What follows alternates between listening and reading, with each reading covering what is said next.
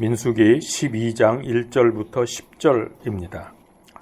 모세가 에디오피아 여인과 결혼하였으므로 미리암과 아론이 그가 결혼한 그 에디오피아 여인으로 인하여 모세를 비방하니라. 그들이 이르되 주께서 참으로 모세를 통해서만 말씀하셨느냐 우리를 통해서도 말씀하지 아니하셨느냐 하매 주께서 그것을 들으시니라. 이제 그 사람 모세는 매우 온유하여 지면의 모든 사람보다 온유하였더라. 주께서 갑자기 모세와 아론과 미리암에게 이르시되 너희 세 사람은 회중의 성막으로 나오라 하시니 그들 세 사람이 나아가매 주께서 구름 기둥 가운데 내려오사 성막 문에 서시고 아론과 미리암을 부르심으로 그 두 사람이 나아가니라. 그분께서 이르시되 이제 내 말을 들으라. 너희 가운데 대언자가 있으면 나 주가 환상으로 나를 그에게 알리기도 하고 꿈으로 그와 말하기도 하려니와 내 종 모세와는 그리하지 아니하나니 그는 나의 온 집에서 신실한 자니라. 그와는 내가 입에서 입으로 명백히 말하고 은밀한 말로 하지 아니하며 또 그는 주의 모습을 보려니와 너희가 어찌하여 내 종 모세 비방하기를 두려워하지 아니하느냐 하시니라. 주의 분노가 그들을 향해 타오르며 그분께서 떠나심에 구름이 성막에서 떠나갔고 보라 미리암은 나병에 걸려 눈같이 희게 되었더라. 아론이 미리암을 보니 보라 그녀가 나병에 걸렸더라. 아멘. 개인과 교회의 죄들을 직시해야 합니다. 하나님 앞에서 죄 문제를 기도하며 마음으로 회개하고 해결하는 것이 우리의 가장 중요한 첫 번째 임무입니다. 죄를 그냥 놔두고는 믿음 생활을 할 수 없습니다. 믿음 생활이 되질 않습니다. 왜냐하면 말씀하시기를 이사야서 59장 2절에 보면 너희의 죄와 불법이 하나님과 너희 사이를 갈라놓았다고 했습니다. 그러면 하나님과 전혀 소통이 되지 않고 관계가 끊어지는데 그게 무슨 신앙생활입니까? 그래서 죄 문제를 해결하는 것이 가장 큰 문제이고 가장 중요합니다. 죄 문제를 해결하면은 믿음 생활이 되겠지만 해결하지 않고 그냥 교회 다니면 그것은 종교 생활에 불과합니다. 거기에는 구원이 없습니다. 민수기 32장 23절에 보라 너희가 주께 죄를 지었으니 너희 죄가 너희를 찾아낼 줄을 분명히 알지니라. 사람들은 죄를 지은 다음에 그 죄를 덮어두면 그만인 줄 압니다. 물론 일시적으로 가릴 수는 있습니다. 그러나 명백한 것은 죄를 사람들에게는 가린다 해도 자기 양심과 하나님으로부터 가릴 수는 없습니다. 죄가 죄 지은 사람을 찾아내서 죄와 대면하게 만든다고 했습니다. 그게 지금 읽어드린 민수기 32장 23절입니다. 제가 다시 한번 읽어보죠. 보라 너희가 주께 죄를 지었으니 너희 죄가 너희를 찾아낼 줄을 분명히 알지니라. 이게 양심의 기능입니다. 죄가 우리를 찾아내요. 아무리 덮으려고 해도 소용이 없습니다. 우리에게 하나님이 양심을 주셨는데 이 양심의 기능이 무엇이냐? 죄와 대면하게 합니다. 잠언서 28장 1절에 악인들은 쫓아오는 자가 없어도 도망하나 의로운 자들은 사자와 같이 담대하니라. 왜 죄진 사람은 악인은 쫓아오는 사람이 없는데 도망을 합니까? 하나님이 쫓아옵니다. 양심이 괴롭힙니다. 그리고 그리스도 심판석에서 이 모든 것이 다 드러날 것입니다. 죄는 처음에는 양심을 통해서 무척 괴롭히지만은 그걸 무시하고 자꾸 죄를 지면은 양심이 마비가 됩니다. 그래서 죄를 대면하지 못하게 됩니다. 그러면 별로 꺼리낌이 없이 마구 죄를 짓게 되는데 성경은 이런 사람을 가리켜서 양심에 화인 맞았다고 말합니다. 그래도 어느 날 지은 죄와 직면할 때가 반드시 옵니다. 그때가 언제라고요? 주님 재림하셔서 심판석에 설 때입니다.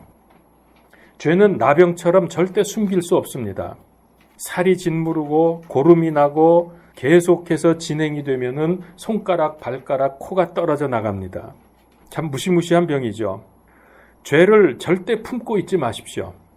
감추고 덮어서 지나갈 수 없습니다. 해결하지 않으면 나중에 후회해도 소용이 없습니다. 제가 지난주에 레위기 13장에 근거해서 나병을 분석하면서 신약 성도들인 우리에게 죄에 대해서 단호하고도 철저한 자세가 필요하다는 것을 하나님의 말씀을 통해서 드렸습니다. 오늘은 그 내용을 기초로 해서 전반적인 영적인 진리와 교훈을 찾아보려고 합니다. 먼저 성경에서 나병이 발생되는 원인이 무엇인가, 그 몇 군데가 있습니다. 그것을 보죠. 첫 번째는 하나님의 권위에 대한 도전을 했을 때입니다. 그게 오늘 민수기 12장 말씀인데요. 미리암이 하나님께서 세우신 지도자 모세를 대항해서 도전하는 반역을 저지르자 그에게 나병이 생겼습니다. 두 번째는 하나님의 대리 권위를 대항해서 반역한 경우입니다. 열왕기하 5장 20절에서 27절에 보면은 게하시라는 엘리사의 종이 나옵니다. 엘리사의 종 게하시가 헛된 욕심으로 아람 장군 나아만으로부터 거짓말로 재물을 받아냈습니다. 그러자 나아만의 나병이 게하시에게로 옮겨져서 게하시의 자손 대대로 집안이 나병 집안이 되어버렸습니다. 세 번째는 하나님의 법규를 위반했을 때입니다. 우시야 왕이 그랬는데 역대하 26장 16절에서 21절에 유대의 10대 왕인 우시야가 나라가 평안해지고 강성해지니까 교만해졌습니다. 그가 하나님의 전에 들어가서 분향을 하려고 했습니다. 그러자 그 당시에 제사장 아사랴가 제사장 80명을 이끌고 와서 왕을 막았습니다. 당신은 분향하면 안 됩니다. 그때 우시야가 화를 냈죠. 내가 누구냐, 왕인데 이러면서 화를 내자 곧바로 나병에 걸리고 말았습니다. 그래서 그가 하나님의 전에서 쫓겨나게 되었고 평생을 나병 환자로 외롭게 살다가 죽었습니다. 자, 지금 세 군데 나병이 어떻게 발병했는가를 우리가 보았습니다. 이렇게 성경에서 나병은 하나님께 도전하고 반역하고 법규를 위반한 경우의 징벌로서 나병이 오게 되었습니다. 물론 나병에 걸렸다가 치유된 경우도 성경에 보면 있습니다. 그게 아람 군대 장관 나아만인데 이 나아만의 나병, 이거는 죄로 물든 세상 사람들을 의미하는, 대표하는 사람이었습니다. 나중에 기회 있으면 이제 이 부분도 좀 설교로 제가 말씀을 드리겠습니다만은 어쨌든 세상의 죄인들을 대표하는 나아만. 그래서 그가 이 병을 고치기 위해서 결국 엘리사 앞에 서게 되었는데 그가 하나님의 사람 엘리사의 말에 순종해서 요단강에서 7번 목욕을 했더니 나병이 깨끗하게 치유가 된 사건이 열왕기하 5장에 나옵니다. 자, 그러면 이 반역은 최초에 어디서부터 시작이 되었을까? 하나님께 대한 반역은 마귀 사탄, 하나님을 반역하고 도전함으로 해서 최초의 반역의 역사가 일어났습니다. 그리고 사탄은 자기뿐만 아니라 사람들로 하여금 자기처럼 하나님을 반역하게 해서 죄가 세상에 들어오게 했습니다. 로마서 5장 12절에 한 사람으로 말미암아 죄가 세상에 들어오고 죄로 말미암아 사망이 들어왔나니 이와 같이 모든 사람이 죄를 지었으므로 사망이 모든 사람에게 임하였느니라. 이런 의미에서 아담에 속한 그 후손인 모든 인류는 다 나병 환자들입니다. 우리도 예외는 아니었습니다. 그래서 나병에 대한 규정과 판정과 해결 방안을 기록한 레위기 13장과 14장이 우리에게는 몹시 중요합니다. 이건 가장 기본적인 복음과 연결이 되는 말씀입니다. 그러면 나병과 죄의 관련성을 보겠습니다. 첫째는 성경에서 나병은 죄의 대표적인 상징입니다. 왜냐하면 죄의 무서운 파괴력이 나병에서 보여지기 때문입니다. 그래서 의심 증상이 나면은 레위기 13장 2절에 제사장에게 데려갈 것을 명령하셨습니다. 예수님도 나병 환자를 치유하신 후에 제사장에게 보이도록 마태복음 8장에서 말씀하셨습니다. 레위기 13장에만 제사장이라는 말이 무려 48번 나옵니다. 제사장에게 보이면 제사장이 병의 유무를 판정하고 회복도 결정을 내립니다. 이게 모두 제사장이 하는 일이었습니다. 왜 의사가 아니라 제사장이 병을 판정하느냐? 왜 그럴까요? 장차 대제사장이신 예수 그리스도의 판단과 치유를 예표하기 때문입니다. 두 번째는 나병은 내부적이고 처음에는 겉으로 드러나지 않는 그런 질병입니다. 이것은 죄의 내재적인 특성을 나타냅니다. 로마서 7장 17절과 20절에 내용이 나오는데요. 20절에 보면은 이제 내가 원치 아니하는 그것을 내가 행하면 그것을 행하는 자가 더 이상 내가 아니요 내 안에 거하는 죄니라. 이 죄가 우리의 내면에 깊이 들어있기 때문에 자꾸 우리가 헷갈리는 거예요. 그래서 바울이 이런 고백을 하고 있습니다. 세 번째는 나병은 치명적입니다. 이것은 죄의 파괴의 속성을 드러냅니다. 로마서 7장 11절에 죄가 명령을 통해 기회를 타서 나를 속이고 그것으로 나를 죽였느니라. 이렇게 파괴력이 강합니다. 네 번째는 나병은 전염성이 매우 강합니다. 컵에 깨끗한 물 한 컵이 있고 더러운 물이 한 컵이 있습니다. 이 두 물을 섞으면은 그 물이 깨끗하겠습니까? 더럽겠습니까? 전체가 더러워져 버려요. 이게 죄의 전염력입니다. 그래서 죄는 이거는 그 자체를 제거를 해야지 절대로 그냥 놔두면은 자꾸 주변에 다른 사람들과 지난주에 봤죠. 옷과 집까지 다 오염을 시켜버립니다. 민수기 5장 2절에서 4절에 보면은 환자들을 사람과 사회와 성전 봉사로부터 격리를 시킵니다. 이거는 영적으로 하나님 공동체가 죄로 전염되는 것을 방지하기 위한 거죠. 그리고 이거는 또한 죄가 사람과 사람 사이, 개인과 사회, 하나님과 사람 사이를 분리시키는 것을 의미합니다. 그래서 격리를 시키는 거죠. 이사야서 59장 2절에 오직 너희 불법들이 너희와 너희 하나님을 갈라놓았고 너희 죄들이 그분의 얼굴을 너희에게 숨겼으므로 그분께서 듣지 아니하시리라. 그래서 제가 서두에 드린 말씀이 이겁니다. 우리가 죄 문제를 해결하지 않으면은 기도하고 신앙생활하고 헌금하고 찬송을 드려도 하나님이 받지를 않으세요. 왜? 여기 분명히 그분께서 듣지 아니하시리라 그랬거든요. 죄가 하나님과 나 사이를 갈라놓았기 때문에, 관계가 깨어져 버렸기 때문에 우리가 찬송가 열심히 부르면 뭐합니까? 헌금 많이 드리면 뭐합니까? 기도하면 뭐합니까? 무시무시한 겁니다. 죄라는 것이. 다섯 번째, 죄의 확장성입니다. 나병은 처음에는 잘 몰랐다가 아주 작은 반점으로부터 시작이 되지만은 결국에는 온몸으로 퍼져서 전신을 파괴합니다. 이거는 죄가 작게 시작되지만 점점 큰 힘을 발휘하면서 죽음에 이르게 한다는 거죠. 야고보서 1장 15절에 그런즉 욕심이 잉태한즉 죄를 낳고 죄가 완성되면 사망을 낳느니라. 우리가 왜 죽어요? 욕심, 이 죄 때문에 죽는 거예요.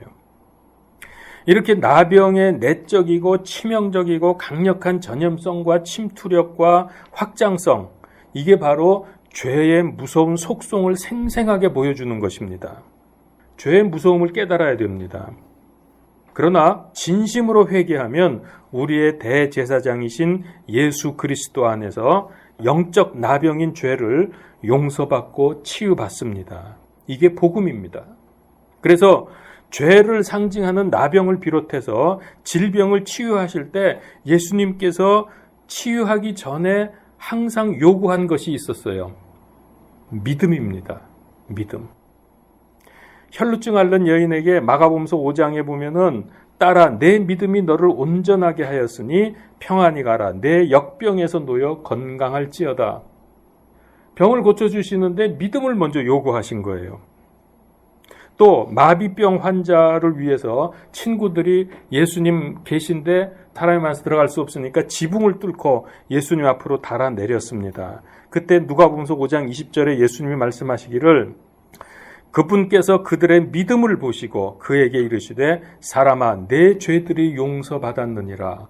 그러니까 죄 용서받는 게 먼저예요. 죄가 용서되지 않으면 하나님과 관계가 되질 않는데 죄가 그냥 남아있는데 병치유가 무슨 의미가 있으며 성경 읽고 종교 활동하는 게 무슨 의미가 있습니까? 죄가 해결되어야 됩니다. 야이로의 딸이 죽었을 때도 누가복음서 8장 50절에 두려워하지 말고 믿기만 하라. 그리하면 내 딸이 온전하게 되리라. 믿음을 이렇게 강조했습니다. 믿음이 제일 먼저입니다. 그러면 나병으로 인한 죄인들의 상태와 그리고 어떻게 치유할 수 있는지를 보도록 하겠습니다. 첫째는 모든 인간은 비참한 나 환자다. 이걸 인정해야 됩니다. 우리들은 이제 믿고 구원을 받았기 때문에 아니지만은 우리 주변에 우리 가족들, 우리 주변의 사람들 나병 환자예요. 그래서 죽습니다, 결국은. 사람은 하나님과 교제할 수 있는 그 통로가 사람의 영인데 태어날 때부터 죽어 있습니다. 죽어서 태어납니다. 원죄의 영향이죠. 마귀가 이 세상의 왕입니다. 지금 현재. 이건 예수님도 인정했습니다. 마귀가 세상의 왕인데 결국 이 죄인들은 마귀 섬기며 살다가 죽으면 영원한 고통을 당해야 합니다. 이보다 더 비참할 수 있습니까? 완전히 껍데기 인생이죠. 자기들은 잘났다고 하고 똑똑하고 뭐 돈 많이 벌고 권력 잡고 그러고 있다고 하지만 다 껍데기 인생입니다. 다 나환자들입니다. 영적인 눈을 뜨고 보면은 그들은 다 코 떨어져 나가고 손가락 다 떨어져 나가고 고름을 질질 흘리면서 살고 있는 사람들입니다. 그런데 이거보다 더 큰 문제는 뭐냐면 이런 사실을 모른다는 거예요. 그래서 도무지 소망이 없습니다. 사람은 이 상태를 알았다고 해도 어떤 방법, 어떤 노력으로도 이 상황을 해결할 수가 없습니다. 이것이 진짜 문제입니다. 내가 그런 상황에 처해 있다는 것을 알아도 벗어날 방법이 없는 거예요. 두 번째, 그래서 하나님께서 개입하신 겁니다. 피부병의 진단과 치료에 담긴 하나님의 세심한 배려와 관심을 볼 줄 알아야 돼요. 레위기 13장, 14장 보면서 이거 되게 지루하다. 나병 얘기 고치고 뭐 정결례식을 뭐 어떻게 피를 뿌리고 이 복잡한 얘기 지루하게만 볼 게 아니라 거기서 하나님께서 우리를 구원하시기 위해서 얼마나 세심하게 우리를 돌보고 계시는가, 우리에게 관심을 갖고 계시는가 하는 것을 볼 줄 알아야 합니다. 질병을 판단하고 진단하는 것은 의사가 아니라 제사장들이었습니다. 이게 무슨 의미라고요? 하나님께서 제시하신 질병에 대한 판정과 치유는 단순한 의료적인 관점이 아니라는 거죠. 나 환자로서 격리되고 고난과 슬픔 속에서 죽어서 영원한 지옥에 가야 할 사람들을 살리기 위해서 모든 고통을 대신 당하시고 죽으신 대제사장 예수님의 지극한 그 십자가의 사랑을 볼 수 있어야 됩니다. 그래서 제가 늘 말씀드리지만은 구약에서 예수님을 발견하면서 읽어라. 썩어지는 미랄로서 구원의 문을 열어주셨습니다. 우리가 해야 될 절규를 예수님께서 대신 십자가에서 엘리 엘리 라마 사박다니 나의 하나님이여 나의 하나님이여 어찌하여 나를 버리셨나이까, 이거 우리가 외쳐야 될 거를 예수님이 십자가에서 대신 외치셨습니다. 우리의 하나님이신 예수님께서 우리가 가야 될 지옥을 가셔서 무서운 고통을 대신 당하셨습니다. 이 복음적인 사실을 알려주기 위해서 하나님은 나병을 보내신 겁니다. 왜 출애굽시켜가지고 광야에 가는데 나병이 발생했느냐? 복음을 알려주시기 위해서라고요. 안 그러면 자기가 나병 환자인지도 몰라. 알았다고 해도 치유할 방법이 없어. 이거를 알려주시기 위한, 즉 복음이죠, 이것이. 여러분 레위기 13장, 14장 읽으시면서 복음을 발견하셨습니까? 거기서 치유되는, 그래서 정결예식을 행하는, 피를 뿌리고 뭐 새를 잡고 그런 곳에서 복음을 볼 줄 알아야 됩니다. 바로 이거구나. 그래서 예수님이 십자가에서 피 흘려 죽으셨구나. 그래서 질병은, 특별히 이 나병은 우리의 현실이 어떠한지를 알려주는 것입니다. 나병의 치유는 하나님의 사랑이고 은혜이고 우리 인간들, 죽어야 되는 우리 인간들을 향한 하나님의 연민입니다. 세 번째, 하나님은 우리의 육신만 단지 치유되기를 원하지 않고 영과 혼과 육이 완전히 치유되기를 원하십니다. 이게 구원입니다. 레위기는 광야 생활하는 중에 난치병인 나병에 대해서 세심하면서도 당시 가장 적절한 치유 방법을 레위기에서 제시를 하고 계십니다. 어떻게 해야 될지. 읽어보셔서 다 알겠지만은, 하지만 하나님께서는 우리 인간이 육적으로 질병만 치유되는 것이 아니라 모든 죄와 질병을 함께 치유받을 수 있기를 원하십니다. 그래서 예수님께서는 병자들을 치유하실 때 육적 치유뿐만이 아니라 죄를 사해 주시는 일을 먼저 하신 것이죠. 그러기 위해서 믿음을 요구하신 겁니다. 온전한 영적인 치유를 제공하시기 위해서 믿음을 가지라고 한 거죠. 우리가 앞에서 본 대로 혈루증 앓는 여인 10명의 나병 환자가 치유를 받았는데 9명은 그냥 가고 1명만 돌아와서 감사하면서 찬양을 돌렸죠. 근데 그 사람은 유감스럽게도 유대인이 아니라 사마리아인이었습니다.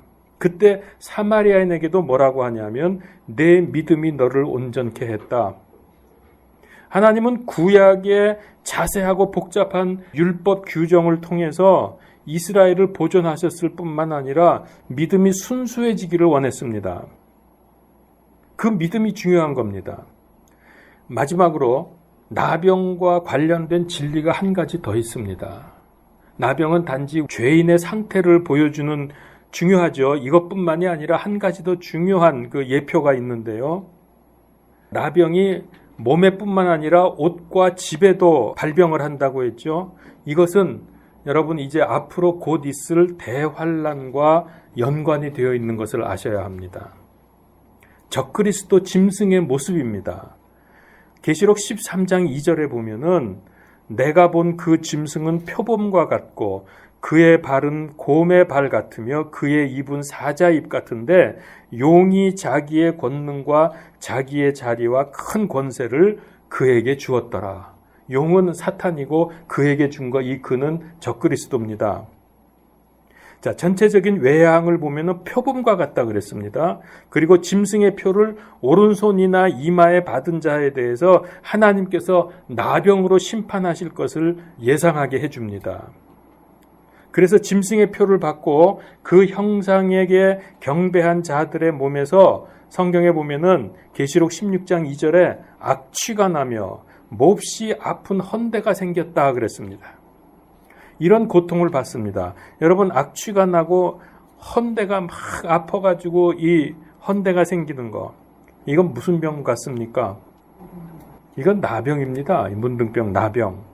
계시록 16장 2절에 첫째 천사가 가서 자기 병을 땅에 쏟아 부음에 짐승의 표를 가진 사람들과 그 형상에게 경배한 자들에게 악취가 나며 몹시 아픈 헌대가 생기더라. 그런데 대환란 때 나병은 죄인의 몸에 뿐만이 아니라 옷까지 감염시킨다고 말씀을 합니다. 그러니까 이건 나병인 게 확실한 거예요. 유다서 23절에 보면은 이런 말씀이 있습니다. 또 다른 사람들은 불에서 끄집어내어 두려움을 가지고 구원하되 육체로 더러워진 옷조차도 미워하라. 나병 걸린 육체로 더러워진 옷조차도 미워하라는 말씀이 있습니다. 여러분 유다서는 이 교리적으로 대환란 기간에 적용되는 책입니다. 이때 환란 성도들은 다시 오실 예수 그리스도를 기다리면서 인내로 끝까지 견뎌야만 구원받습니다. 이건 우리 얘기가 아닙니다. 대환란 시대의 얘기입니다. 우리는 그때 없습니다. 마태복음 24장 13절에 끝까지 견디는 자 곧 그는 구원을 받으리라. 우리는 끝까지 견뎌야 구원받는 사람들 아니죠. 우리는 어떻게 해서 구원받아요? 믿음으로 구원받죠. 예수 그리스도 믿음으로 우리의 죽어야 될 죄가 용서를 받지 않습니까? 해결되죠. 그러나 마태복음 24장 13절에 끝까지 견디는 자가 구원을 받는다는 말씀은 환난 성도들에 대한 구원의 말씀입니다. 대환난 때는 구원받기가 쉽지 않습니다. 지금은 믿으면 구원받지만은 그때는 그 핍박과 고난과 그 속에서 끝까지 견뎌야 구원받습니다. 중간에 도중하차하면 구원 못 받습니다. 도저히 못 견디겠다 그러고 물러서면 믿음 이거 뭐고 그만두자. 그냥 짐승의 표 받고 살자. 구원 못 받습니다.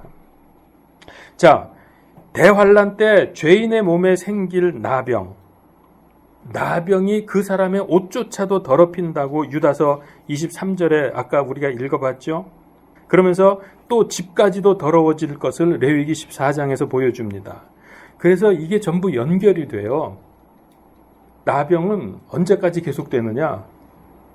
주님 재림에서 이 세상이 끝날 때까지. 그게 바로 인류의 고질병인 죄를 말씀하시는 겁니다. 이 나병이. 죄가 이렇게 무섭습니다. 죄의 몸은 무엇이든지 죄로 오염을 시킵니다. 그래서 여러분 우리 인간이 죄를 졌으니까 인간만 고통을 당합니까? 이것 때문에 동물계, 식물계, 심지어 별들까지도 고통을 받고 있다고 했습니다. 그게 로마서 8장 22절에서 24절에 나오고 있습니다. 또 온 창조 세계가 지금까지 함께 신음하며 고난 중에 산고를 치르는 줄을 우리가 아나니 그들뿐 아니라 우리 자신 곧 성령님의 첫 열매를 소유한 우리까지도 속으로 신음하며 양자 삼으심 즉 우리 몸의 구속을 기다리면 우리가 소망으로 구원을 받았기 때문이라.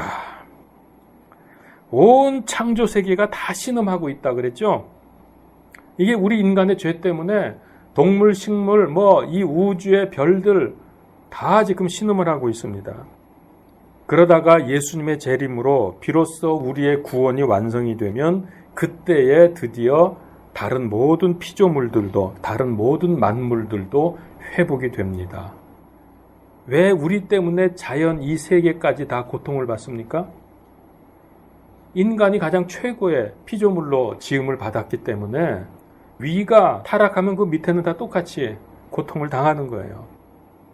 여러분 중국 보세요. 요즘에 작년에 여러분 아시죠? 작년에 중국에서 기중기 동원해서 교회 때려 부시고 십자가 꺾어버리고 교회 불지르고 한 거 동영상 많이 보셨죠? 그러더니 지금 어떻게 되고 있습니까?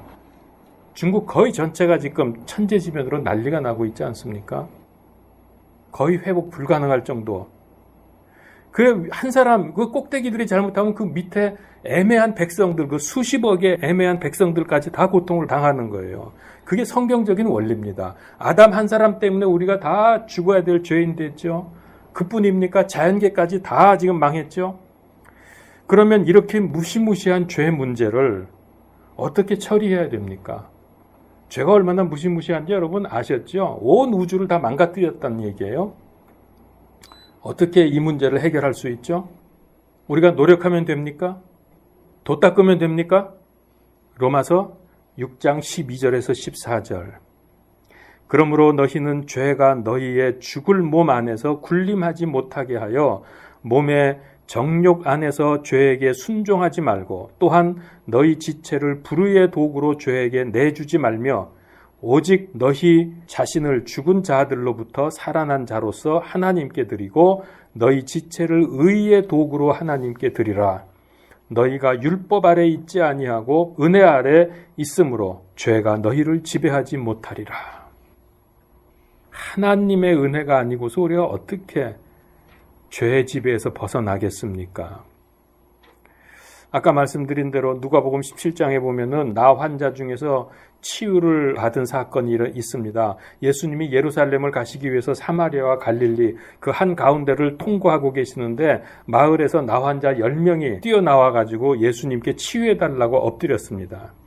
그런데 13절에 보면은 그들이 치유받고 돌아가면서 그 중에 한 사람만 돌아와서 하나님께 영광 돌리며 엎드려 감사했습니다. 9사람은 유대인인데 돌아온 한 사람이 사마리아인이었습니다. 즉 이방인입니다. 그래서 예수님이 뭐라 그래요? 나머지 9은 어디 있느냐? 이 이방인 외에는 하나님께 영광 돌리러 온 자가 없느냐? 그러면서 19절에 일어나 내 길로 가라. 내 믿음이 너를 온전하게 하였느니라. 그러니까 육신만 치유받은 게 아니라 이 감사하고 돌아온 사람은 완전한 구원을 받게 된 겁니다. 근데 그가 이방인이었어요. 유대인들은 영광 돌리지도 않았고 감사하지도 않았습니다. 자, 이 사건이 중요한 의미가 있는데요. 장차 선민으로 택함받은 유대인들이 아니라 소망도 없고 하나님도 없던 이방인 죄인들이 예수님께 나와서 믿음으로 죄에서 해방되고 고침받고 구원받을 것을 암시하는 사건입니다. 베드로전서 2장 24절 친히 나무에 달려 자신의 몸으로 우리의 죄들을 지셨으니 이 나무는 십자가를 말합니다. 이것은 죄들에 대하여 죽은 우리가 살아서 의에 이르게 하려 하심이라. 그분께서 채찍에 맞음으로 너희가 고침을 받았나니. 에베소서 3장 6절에는 이 신비는 곧 복음으로 말미암아 이방인들이 그리스도 안에서 동료 상속자가 되고 같은 몸에 속하게 되며 그분의 약속에 참여하는 자가 된다는 것이라. 여러분 감사하지 않습니까? 우리는 소망도 없고 하나님도 없고 죽어야 될, 멸망해야 될 우리들에게 이와 같이 그리스도 안에서 동료 상속자가 되었다고 했습니다. 어떻게 이게 가능합니까? 택함 받지도 않았던 이방인이었는데 뭐 때문에 이런 축복을 받게 됐죠? 믿음, 오직 믿음, 이 하나 때문에. 그래서 이 믿음 하나로 예수님은 우리의 영과 혼과 육을 온전히 치유하셨습니다. 나병에 걸린 사람이 진 밖으로 쫓겨나서 레위기에 보면은 건강한 사람이 자기에게 다가오면은 자기가 나병 환자라는 것을 알리죠. 어떻게 알렸습니까? 그 레위기 13장에 나오잖아. 나는 부정하다 하면서 소리를 지르면서 도망가야 돼요. 그죠? 나는 나병 환자란 뜻입니다. 그거는 이 죄가 그 사람에게 오염되지 않도록 하기 위한 아주 중요한 방법입니다. 바로 그게 우리들이잖아요. 우리가 부정하다 하면서 피해야 될 사람들이었습니다. 그런 우리에게 이제는 예수 그리스도로 말미암아 이런 죄인들에게 온전한 치유의 역사가 일어났습니다. 영과 혼과 육이 다 치유를 받습니다. 그래서 이제는 부정하다가 아니라 부정하다에서 깨끗하게 되었다라고 담대히 말할 수 있는 사람들이 되었습니다. 그리고 부정하다에서 깨끗하다라고 선언하게 할 수 있는 유일한 분이 바로 예수 그리스도입니다. 구약의 제사장들은 짐승의 피를 뿌려서 깨끗하다고 선언을 했지만은 신약의 대제사장인 예수님은 히브리서 3장 1절에 은혜 시대의 영적인 나환자들을 자기의 십자가의 피로 씻어서 깨끗하다고 선언을 하십니다. 이 은혜를 잊지 않고 주께 영광을 돌리며 감사하는 것이 마땅하지 않습니까? 자, 그러면 우리는 감사하지 않은 9명의 유대인들처럼 단지 육체뿐만이 아니라 영과 혼과 육의 완전한 치유를 받게 될 것입니다. 여러분, 이제 우리 다시 과거로 돌아가지 맙시다. 세상으로 돌아가지 맙시다. 베드로전서 4장 3절을 찾으십시오. 우리가 색욕과 정욕과 과음과 환락과 연회와 가증한 우상 숭배 속에서 걸어. 이게 다 뭡니까? 이게 세상 쾌락과 세상 누리는 거 아닙니까? 우리가 그렇게 걷고 있는 이방인들이었는데 이방인들이 하고자 하는 바를 행한 것이 우리 삶의 지나간 때로 우리에게 조카도다. 더 이상 이렇게 사는 사람들 부러워하거나 그거 좋아하지 마십시오. 그거는 지나간 걸로 족합니다. 이제 우리는 새로운 피조물 아닙니까? 거듭난 사람들 아닙니까? 다시는 세상이나 과거로 돌아가지 말아야 합니다. 그래도 죄 안 질 수는 없죠. 죄는 짓는데 그때마다 빨리 주 앞에 회개하고 돌아오라는 얘기입니다. 거기서 헤매고 있지 말고 불안해하면서 고통받으면서 그러면서 여전히 세상 쾌락 속에 빠져 있지 말고 다 그런 것들은 지나간 때로 우리에게 족합니다. 자, 그리고 우리의 찬양과 감사는 여기서 우리가 지금 드리는 찬양과 감사는 여기서 끝나는 게 아닙니다. 하나님의 왕국에 가서 영원히 찬양과 감사는 계속됩니다. 자, 한 번만 더 찾습니다. 계시록 5장 11절에서 13절. 또 내가 보고 왕좌와 생물들과 장로들을 둘러싼 많은 천사들의 음성을 들었는데 그들의 수는 만만이요 천천이더라. 그들이 큰 음성으로 이르되 죽임을 당하신 어린 양께서 권능과 부와 지혜와 힘과 존귀와 영광과 찬송을 받으시기에 합당하시도다 하더라. 또 내가 들으니 하늘과 땅 위와 땅 아래에 있는 모든 창조물과 바다에 있는 것들과 그것들 안에 있는 모든 것들이 이르되 왕좌에 앉으신 분과 어린 양께 찬송과 존귀와 영광과 권능이 영원 무궁토록 있으리로다 하더라. 이거 다 찬양 아닙니까? 전부 주 앞에 찬양 돌리고 있지 않습니까? 이건 우리 영원토록 할 일이에요. 그러니까 여기서부터 하면 얼마나 좋아요. 이렇게 축복도 받고. 근데 여러분, 이 복음 우리만 받고 있으면 안 되잖아요. 전해야 되잖아요. 생각을 해보세요. 저도 기도할 때마다 가끔 그런 생각을 잘 합니다. 내가 누구를 위해서 기도할 때 어느 때는 여러분 기도가 잘 안 나올 때가 있어요. 그리고 누구를 위해서 기도할 때 내가 그놈 위해서도 기도해 줘야 되나? 뭐 이런 생각 들 때도 있어요. 화가 나면은. 근데 그때마다 저는 무슨 생각을 하냐면은 그래, 그가 구원받지 못하면 어떻게 될까를 생각하면 끔찍해요. 그 지옥불에서 영원토록 비명을 지르면서 괴로워하는 그 모습 생각하면 구원받아야지. 이 세상에 구원 안 받아도 될 사람은 한 사람도 없다. 그런 생각하면서 제가 하나님께 회개하고 위해서 기도합니다. 그럴 때가 있었어요.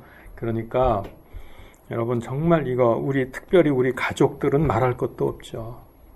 사랑하는 가족이 지금은 멀쩡하게 이러고 있어도 구원 못 받고 비명 지르면서 영원히 괴로워할 생각을 해보십시오. 어떻게 될까? 기도하겠습니다. 하나님, 죄가 이렇게 무시무시한지 몰랐습니다. 죄가 이렇게 온 우주를 다 오염시켰는지 몰랐습니다. 그러나 예수 그리스도의 십자가 그 은혜로 이 무서운 죄가 단번에 해결되게 되는 것을 감사합니다.